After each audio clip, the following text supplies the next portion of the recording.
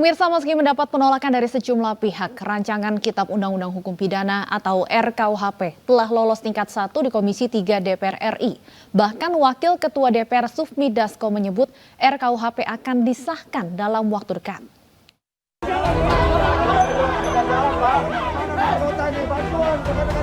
Aksi menolak rancangan Kitab Undang-Undang Hukum Pidana terus mengalir. Terbaru, aksi yang digelar di kawasan Hari Bebas Kendaraan Sudirman Minggu pagi dibubarkan polisi. Pembubaran sempat diwarnai ketegangan antara massa dengan petugas dari kepolisian. Massa menilai RKUHP menuai protes karena sejumlah pasal yang ada di RKUHP kontroversial. Di antaranya penghinaan terhadap lembaga negara, pidana untuk demo tanpa pemberitahuan, dan pasal hukuman mati. Meski demikian, RKUHP telah disetujui dalam rapat pengambilan tingkat 1 di Komisi 3 DPR RI.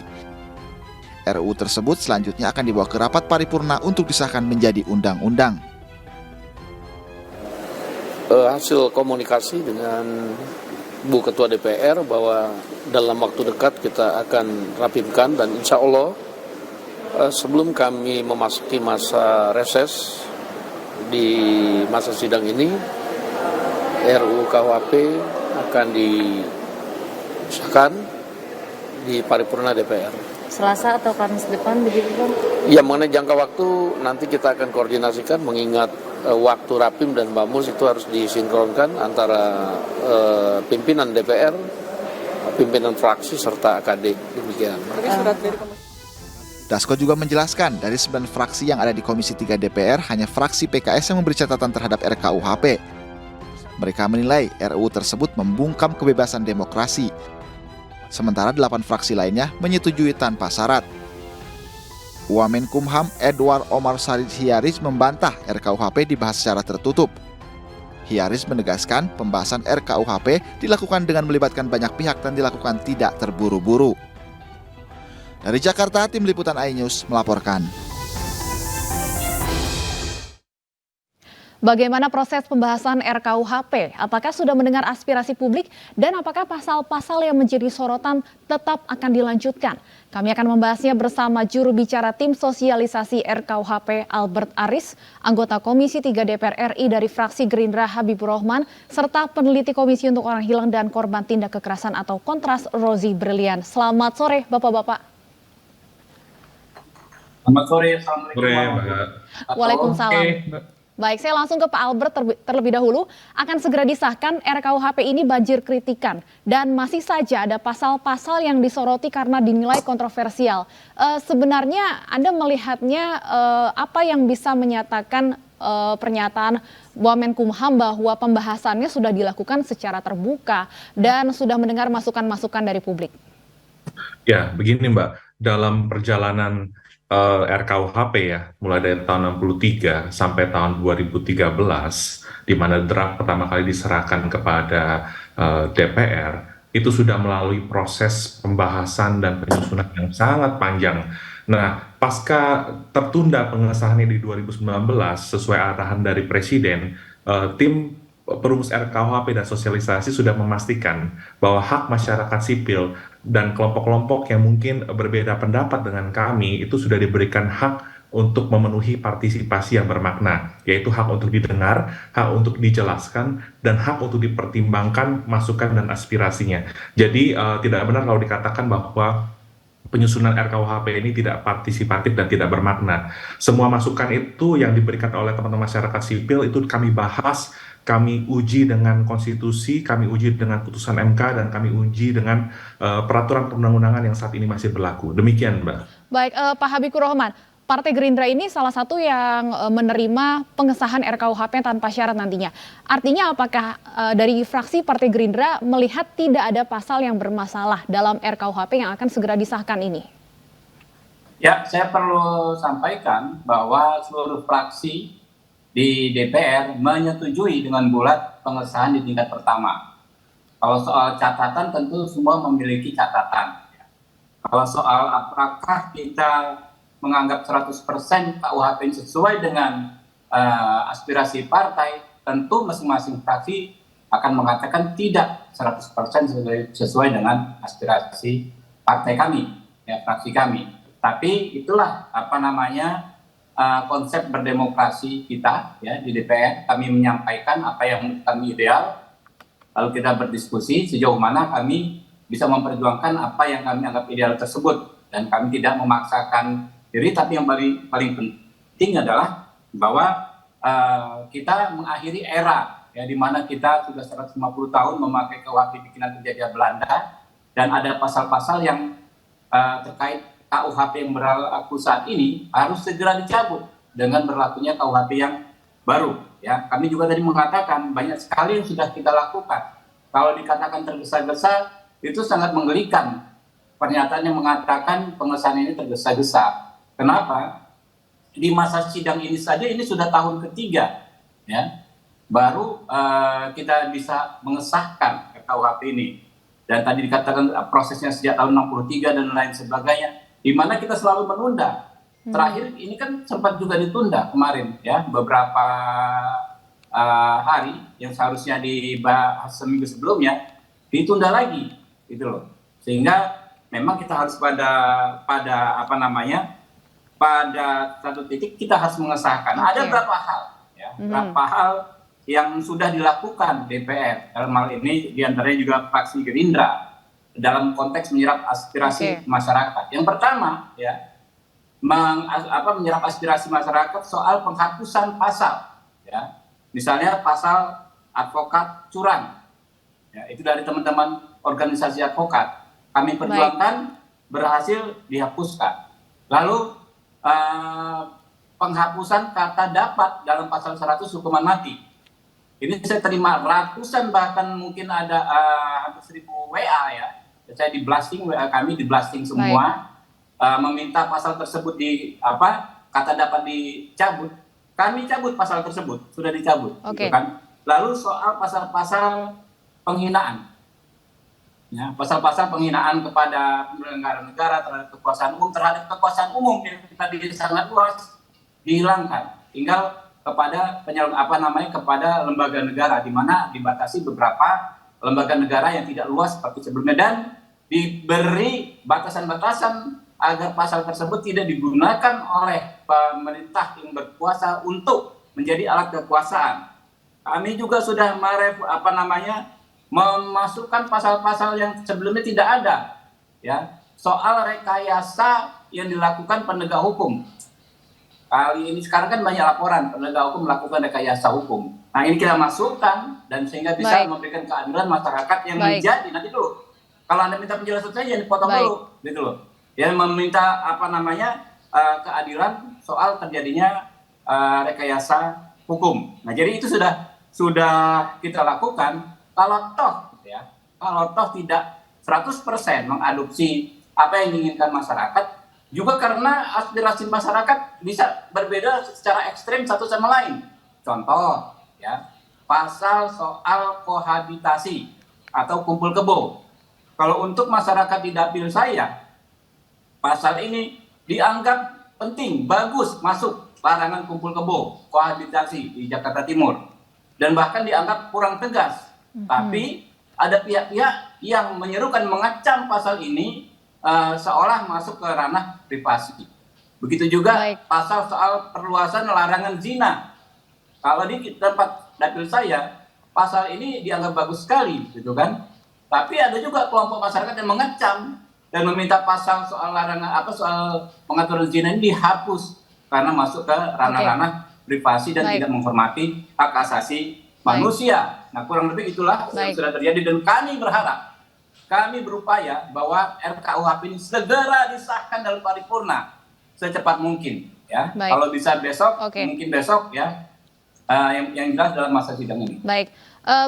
Mas Rozi, kalau dari Kontras catatannya pasal kontroversial mana saja yang harus dikawal dan berpotensi lolos, dan siapa sebenarnya yang terancam pasal-pasal kontroversial ini? Iya, pertama begini Mbak, kami tidak menolak, ya, betul tadi apa yang disampaikan oleh Pak Habib, gitu ya, bahwa memang sudah banyak perbaikan dari draft KUHP yang ada, yang eksis saat ini, gitu ya. Tapi ada beberapa hal yang sebenarnya kita masih persoalkan, gitu ya. Salah satunya misalnya dalam konteks prosesnya itu ada proses yang belum optimal dibuka oleh tim perumus, gitu. Misalnya saya mau kasih contoh, di beberapa daerah yang dilakukan oleh tim rumus itu adalah soal sosialisasi gitu. Nah, salah satunya Mas Albert ini juga menjadi juru bicara, tapi bukan soal partisipasi. Jika kita misalnya lihat dan tinjau dari susunan acaranya, itu lebih banyak pemerintah yang bicara soal RKUHP, bukan mendengar aspirasi masyarakat. Itu misalnya yang pertama dalam konteks prosesnya. Yang kedua soal substansi. Kami juga dari tadi apa yang disampaikan oleh Pak Habib gitu ya, kami tidak membantah bahwa memang ada perbaikan gitu ya dalam beberapa konteks. Tapi lagi-lagi gitu, perdebatan yang sengit masih ada di tengah-tengah masyarakat kita. Misalnya dalam konteks pasal-pasal yang mengancam demokrasi. Saya kasih contoh pasal 256 gitu ya, yang sejak dulu kita juga sudah sampaikan bahwa ini pasal sangat berbahaya begitu bagi teman-teman yang unjuk rasa di yang sedang melakukan aksi massa dan lain sebagainya. Di pasal itu misalnya setiap orang yang tanpa pemberitahuan terlebih dahulu kepada berwenang mengadakan pawai unjuk rasa dan lain sebagainya mengakibatkan terganggunya kepentingan umum gitu. Nah, terganggunya kepentingan umum, keonaran huru hara ini kan sifatnya sangat karet gitu. Bahkan dalam beberapa kasus yang kami dampingi gitu ya, masyarakat sipil lakukan, keonaran kemudian huru hara itu bahkan diciptakan. Kita mesti ingat betul misalnya dalam konteks pembakaran halte yang terjadi pada aksi Omnibus Law pada tahun 2020 lalu. Aktornya sampai hari ini tidak ditemukan dan itu sudah ada penelitiannya,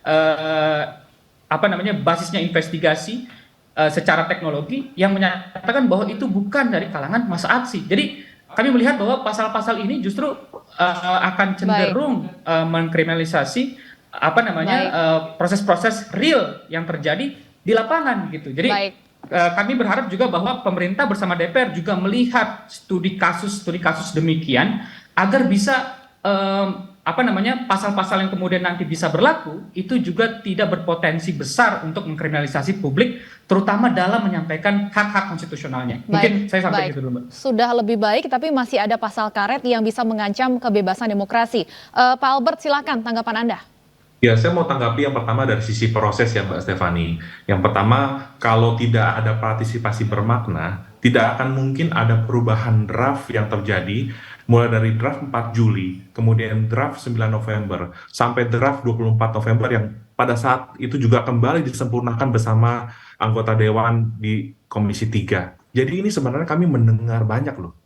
Tetapi gini, mohon teman-teman aktivis jangan memaknai bahwa demokrasi itu berarti pendapatnya itu harus pasti diakomodasi, karena meaningful participation itu hanya hak untuk dipertimbangkan. Nah, masalah nanti itu diakomodasi atau tidak itu sepenuhnya merupakan kewenangan pembentuk undang-undang. Itu pertama, Mbak.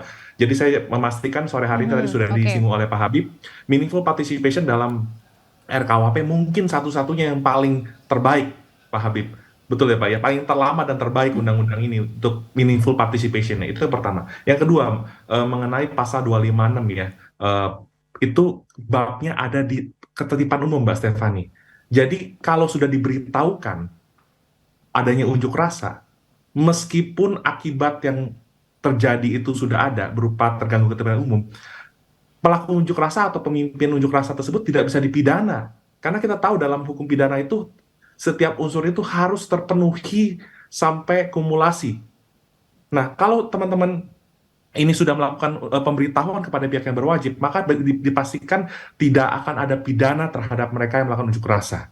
Nah, kenapa risetnya seperti itu? Saya perlu menyampaikan begini. Misalkan, saya ambil contoh ya, misalkan Mas Rozi harus mengantar saudara atau kerabatnya ke rumah sakit misalnya.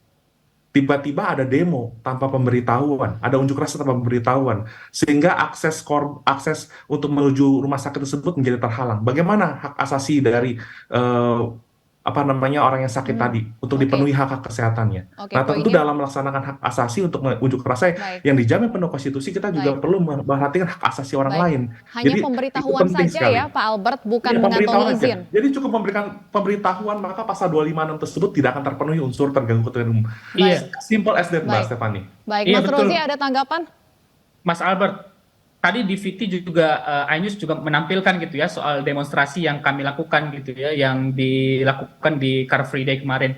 Misalnya dalam konteks itu gitu ya, ada satu upaya untuk menyampaikan kepada publik terkait dengan masalah-masalah yang ada pada RKUHP. Pun kami direpresi gitu ya, dibubarkan dan lain sebagainya gitu. Nah, ketika misalnya RKUHP berlaku di pasal 256 ini, itu bukan hanya dalam tataran pembubaran, bukan dalam tataran represi saja, tapi justru malah sampai kepada pidana yang ancamannya paling lama 6 bulan sebagaimana diatur dalam pasal 256 RKUHP.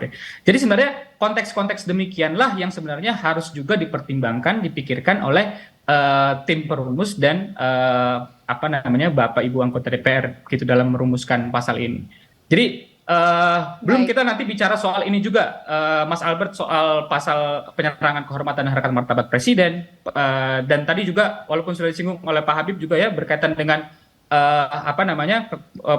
penghinaan gitu ya, pasal-pasal penghinaan yang masih eksis gitu di rancangan KUHP hari ini, itu juga yang masyarakat sipil juga masih anggap sebagai permasalahan dan masih harus dibahas lebih lanjut. Nah, mungkin pesan juga kepada Pak Habib gitu ya, dan teman-teman dari Komisi 3 juga begini Mbak, sebelum lanjut, jadi jangan dulu ditetapkan bahwa 15 Desember harus sah. Kita bicara dulu gitu ya, buka diskursus luas-luasnya dulu, kemudian baru disahkan. Jangan tetapkan tanggal.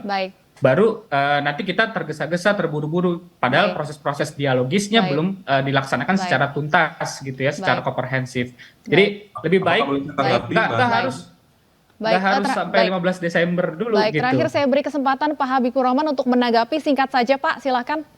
Ya, saya pikir apa yang dikhawatirkan soal penegakan hukum tadi, oleh rekan dari Kontras, itu sudah kita jawab dengan keberadaan pasal 6-280 ya, soal larangan atau pidana terhadap aparat ya, penegak hukum yang melakukan kriminalisasi atau rekayasa kasus, gitu kan? Kan ada ya, tadi dikatakan ini baru bisa bermasalah orang yang unjuk rasa tanpa izin ini kalau terjadi huru hara.